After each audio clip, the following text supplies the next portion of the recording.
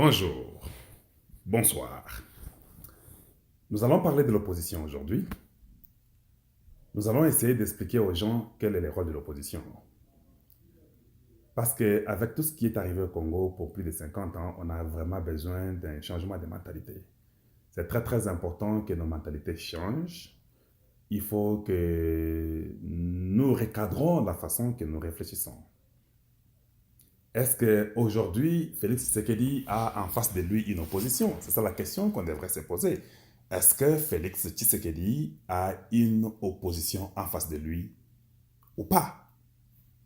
D'abord, une opposition, c'est comme les piliers du temple. C'est ça même le gardien du temple. Ce sont les colonnes qui tiennent un temple. Pourquoi je dis ça? Parce que quand il y a des problèmes dans un pays, quand les gens qui dirigent ne font pas du bon travail, l'opposition est comme une balance pour être sûr que les choses ne vont pas dans un mauvais sens. Voilà vraiment à quoi l'opposition devrait s'atteler. Mais aujourd'hui, il est tellement difficile, les gens ne comprennent pas le rôle de l'opposition, ils ne comprennent pas qui est opposant et qui ne l'est pas.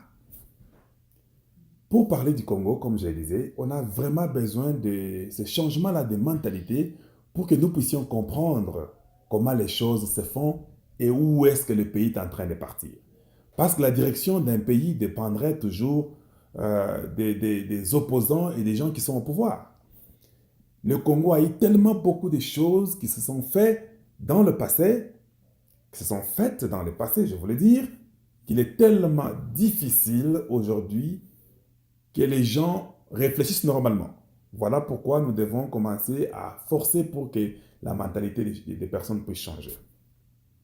Plus rapidement, je voulais vraiment parler de voir si Tshisekedi a une opposition en face de lui. Si nous parlons du FCC, le FCC n'est pas vraiment une opposition. Le FCC se cache derrière Félix Tshisekedi. Kabila n'est pas un opposant à Tshisekedi. Kabila a intérêt à voir Tshisekedi être président de la République.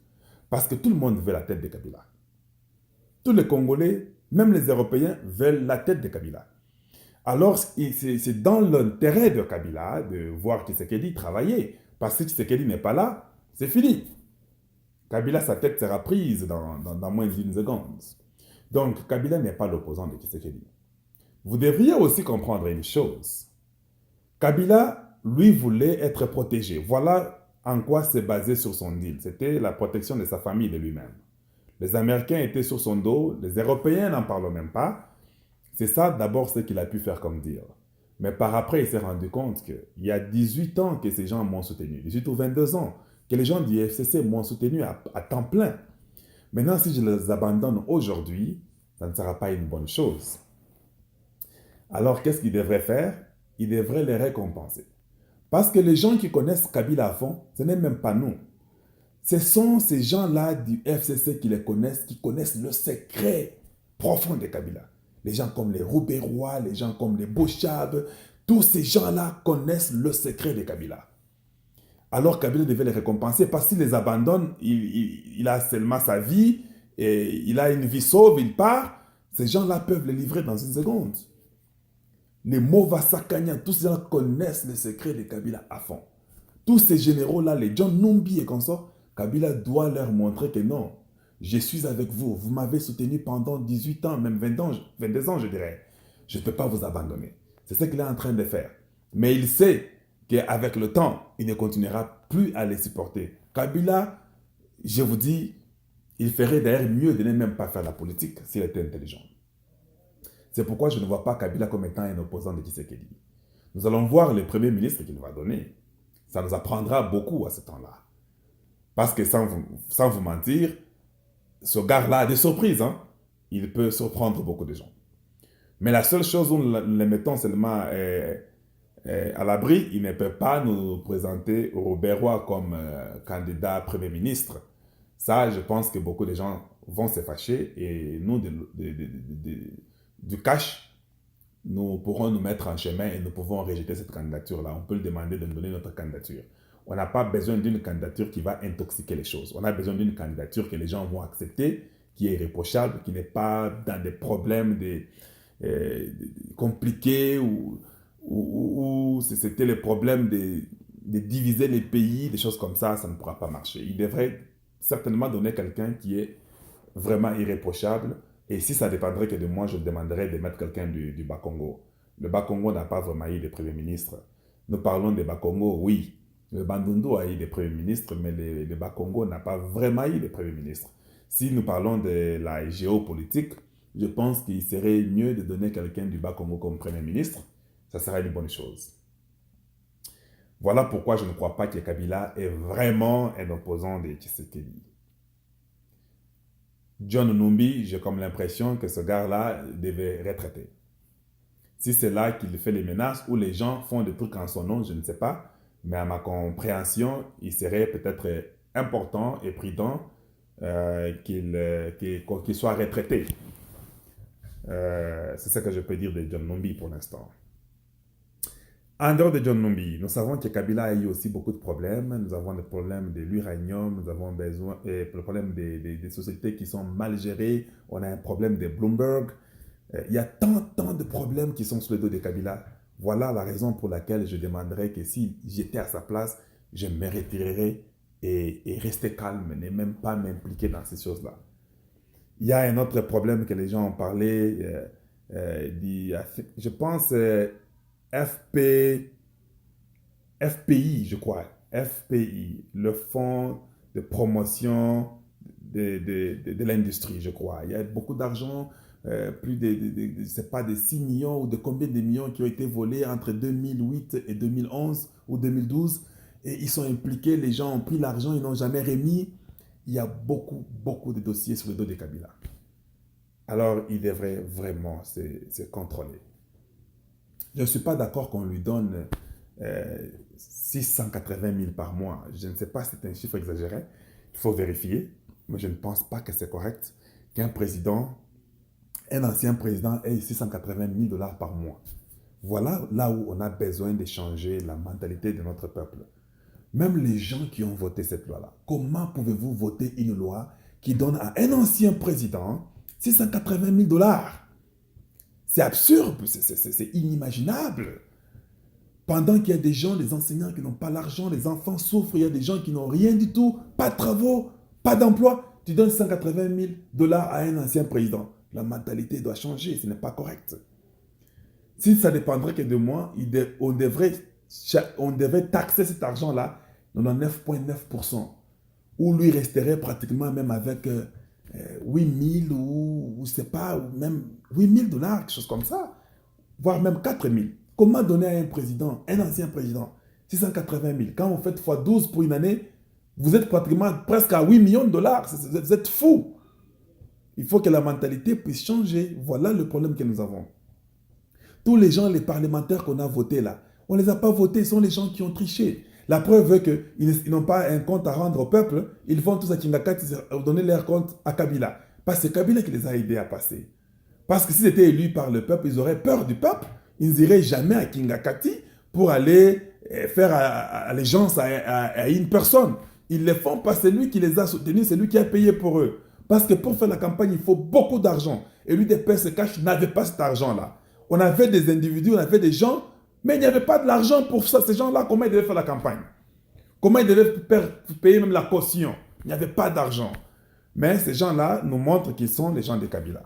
Voilà pourquoi ils ne peuvent pas être les opposants de Félix Tshisekedi aujourd'hui. Pour ne parler que pour ces gens-là. Or, l'opposition aurait un bon travail à aller au Parlement, parler pour garder la balance du pouvoir. Il y a des points très très importants. Nous avons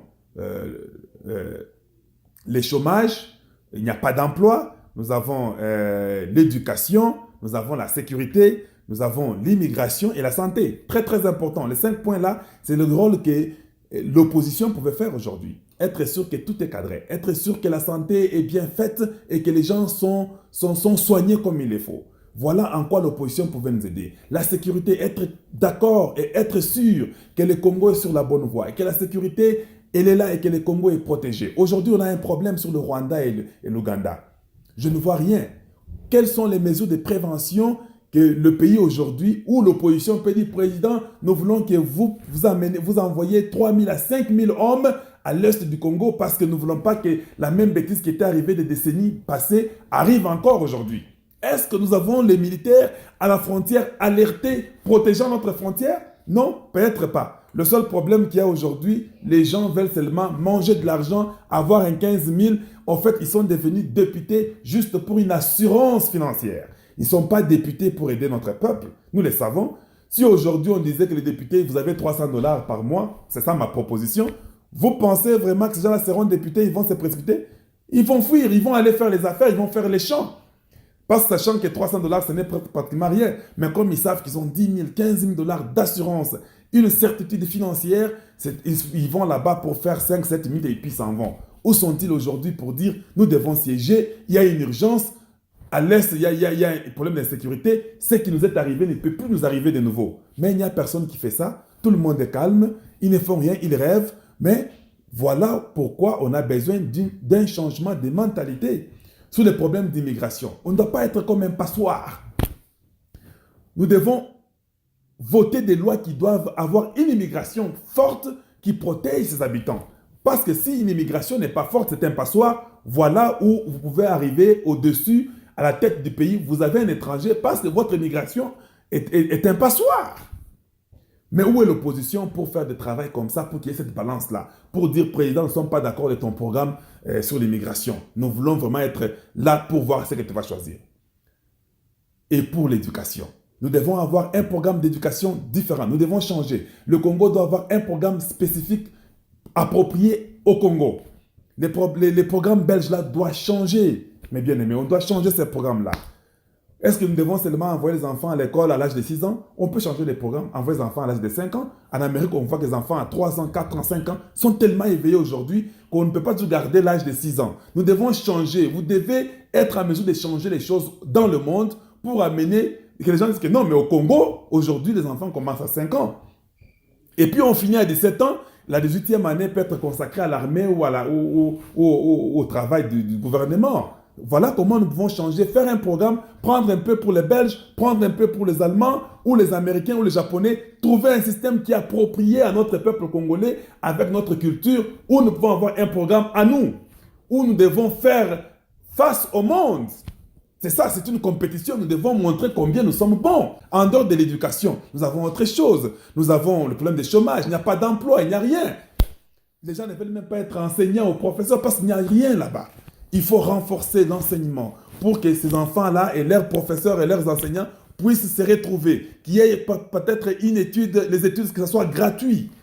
Voilà les choses que l'opposition devrait faire. Mais comme on n'a pas d'opposants aujourd'hui, ils sont là-bas avec leur montant 15 000 dollars, ils s'en foutent du reste. On pouvait parler de Mbemba, mais Mbemba c'est un commerçant, ça ce n'est pas un opposant. Il nous parle du dialogue aujourd'hui, mais il faut être malade pour nous parler du dialogue aujourd'hui au Congo. Le dialogue peut se faire au niveau du Parlement, mais pas au niveau présidentiel. Il faut oublier cette histoire-là du dialogue. Mbemba est habitué au dialogue à chaque fois les dialogues. À San City, dialogue. Au Bas-Congo, dialogue. Ouganda, dialogue. Et à Genève, dialogue. Il veut encore un autre dialogue. Il faut arrêter ça. Il faut nous prouver que tu es opposant. On ne donne pas... ce ne sont pas des choses qu'on doit vous attribuer, vous donner que Mbemba est opposant. Il faut prouver ça sur le terrain, comme Étienne Tshisekedi l'avait fait. L'héros national. Il ne l'a pas fait parce qu'il était en chemin. Il l'a fait parce qu'il a prouvé qu'il était contre un système qui n'était pas correct. Voilà ce que nous appelons opposition. Katumbi doit peut-être suivre Kyungu. Kyungu est notre papa, Baba, les héros. Il est parmi les 13 parlementaires qui ont écrit les 50 pages. Vous devez comprendre, ce gars-là, quelles que soient les bêtises qu'il aurait fait dans le passé, je ne sais pas, le président est libre de lui donner une grâce présidentielle s'il le veut, mais ce gars-là est intelligent. Il ne peut pas combattre Félix Tshisekedi, c'est mon fils. Et il est correct parce que, en fait, Kyungu, il est de l'UDPS pour commencer. Avant qu'il ait l'UNAFEC qu'il a là, mais c'était l'UDPS. Vous devez savoir l'histoire. Mais si Katumbi veut apprendre la politique, il doit vraiment écouter Kyungu. C'est Kyungu qui peut l'aider. Hein. En dehors de ça, il a des problèmes sérieux. Le problème d'uranium qui est parti en Iran, en Corée du Nord, c'est pendant que lui était gouverneur du Katanga. Lui, avec Kabila, était impliqué dans ces histoires-là. Même le problème de la mort de Katumbi Mwanke, on n'a pas oublié ça. C'était son avion. Nous savons comment Katumbi Mwanke est mort. Mais ils ont fait des mascarades pour couvrir toutes ces histoires-là. Mais il doit répondre. S'il se croit démocrate, s'il veut un état de droit comme il le proclame, qu'il aille au Katanga, qu'il se livre, qu'on l'arrête. S'il est innocent, on va le libérer. Même en Amérique, quand il y a un meurtre, tu peux te présenter toi-même, te livrer, et tu peux donner un bail pour être libéré. Si tu es un homme sérieux, on peut te faire confiance, on te libère. Mais si les juges trouvent que non, tu es suspicieux, il peut tout te garder. Que Katumbi est là-bas, que la justice fasse son travail, il sera libéré. S'il a raison, il a raison. Il n'a pas peur de quelqu'un aujourd'hui. Il n'y a personne qui va poursuivre quelqu'un d'autre au Kabila poursuivre non au Katumbi. Non. Tshisekedi n'est pas là pour te dire rentre au pays. Pas, c'est pas Tshisekedi qui t'avait amené en exil. Tu es libre de le faire. Je me plains un peu de Fayoulou. Fayoulou, c'est quelqu'un que j'avais beaucoup de respect, mais on lui a donné tout un cadeau en or. On lui donne un cadeau sur les plateaux. Au lieu d'aller faire sa campagne pour implanter son parti, lui part faire des concerts en train de danser. Chanter, danser, ce n'était pas intelligent. Je crois qu'il a perdu sa cause. Je pense qu'il peut ne même plus se retrouver dans l'opposition dont il prétend être. Pour ce qui est de Nyamwisi, je vous dis, Nyamwisi doit tirer attention. Il peut se retrouver à la CPI très très facilement. Il parle trop de rébellions et consorts. Il y a un état de droit. Si tu ne pars pas à la CPI, nous te gérons nous-mêmes au Congo. Parce que notre mentalité doit changer. Pour même arrêter les trucs là de CPI, on doit commencer à gérer notre propre peuple chez nous, au Congo. Ça, c'est Nyamwisi. Bazaïba, je n'ai rien à dire. Bazaïba est perdue parce qu'elle dépend, elle est déboussolée. Elle dépend d'Mbemba. Et quand Mbemba parle de dialogue, elle ne sait pas quoi faire, elle est en l'air. Pour elle, en politique, elle doit seulement arrêter, aller seulement faire autre chose. Ça, c'est le problème de Bazaïba. J'espère que ce sont des petits problèmes qu'on voulait un peu éveiller notre peuple, qu'ils comprennent en tout cas qu'est-ce que c'est l'opposition. Tshisekedi n'a pas d'opposition en face de lui. Mais la seule opposition, bon, avant d'aller à l'opposition qu'il y a, les prêtres, la Senko a échoué. Aujourd'hui, elle se rattrape. Elle a fait la mafia avec les gens de la Moka, ça n'a pas marché. Elle est en train de se rattraper avec Monseigneur qui est en train de parler pour se rattraper. Voilà un peu quelques points que nous devions parler et nous comprenons qu'en réalité, il n'y a pas une opposition. Les gens sont en train d'intoxiquer à chaque instant. L'intoxication à chaque moment. Oh, docteur Mukwege a refusé. La radio allemande a parlé. Non, docteur Mukwege n'est même pas politicien. Peut-être il peut être un ministre de la Santé, je comprendrai encore, mais il n'est pas politicien. Arrêtez l'intoxication. Les gens sont en train d'intoxiquer au lieu de supporter, travaillons ensemble pour aider notre frère. Ils sont en train d'intoxiquer. Eux qui parlaient qu'il y avait un étranger à la tête du pays, maintenant que le commandant suprême est votre frère congolais, au lieu de les soutenir, travaillons ensemble, ils le condamnent. On vous donne les trucs de 100 jours au lieu de supporter. Oh, Agokango, est-ce que c'est un bongo? Voilà votre travail. Vous êtes devenus les ennemis de votre propre pays. Vous voyez comment votre mentalité devrait changer. Ici en Amérique, quand il s'agit de leur pays, ils sont ensemble. Même si vous avez des divergences d'opinion, mais quand c'est pour les pays, on doit être ensemble. Nous allons être derrière Félix Tshisekedi. On va les supporter avec tout ce que nous avons comme connaissance, comme support. Même gratuitement, on n'a pas besoin de postes pour supporter la personne que nous aimons. C'est ce que je peux vous dire. Et prochainement, nous allons parler maintenant sur les 100 jours du président. Nous voulions d'abord parler de l'opposition pour que vous puissiez un peu comprendre qu'est-ce que c'est le rôle de l'opposition et qu'est-ce que c'est l'opposition en soi. De toute façon, Tshisekedi n'a qu'une seule opposition. L'opposition de Tshisekedi, c'est le peuple congolais. C'est nous qui sommes les opposants. C'est nous qui disons, président, voici comment il faut faire. Président, voici. S'il y a dérapage, nous intervenons, nous sommes dans la rue. Mais comme nous sommes ensemble, nous travaillons avec lui la main dans la main. Il n'y a pas d'opposition. La seule opposition, c'est le peuple qui peut dire non ou oui à ce que le président fait. Voilà, je voulais faire 16 minutes, mais nous sommes arrivés à 19 minutes. Vous devez me comprendre, je devais en parler pour qu'on essaie un peu de changer nos mentalités, que nous travaillons dans l'unité. Ceux qui ne veulent pas peuvent faire l'opposition s'ils le veulent. Nous n'allons pas vous donner pour dire Fayoulou, au commis opposant. Non, il faut prouver, il faut démontrer cela que tu es le vrai opposant. Ça ne se donne pas, ce n'est pas gratuit. Tu dois démontrer en quoi tu es capable pour que le peuple te reconnaisse, qu'ils voient en toi que tu es en train de te battre de leur côté pour que tu aies ce rôle-là de l'opposition. Voilà ce que je pouvais parler brièvement ici sur le problème de l'opposition au Congo. Mes chers compatriotes, la chose la plus importante devrait être la mentalité. Elle doit être transformée. Elle doit être changée pour que nous puissions construire notre pays ensemble. Parce que notre pays n'a jamais été construit pour commencer. Nous devons nous mettre la main dans la main. Merci beaucoup. On va parler prochainement sur les 100 jours et nous parlerons sur le deal aussi qu'on n'a pas oublié. Toutes les bonnes choses, mes chers compatriotes. Et à très bientôt. Au revoir.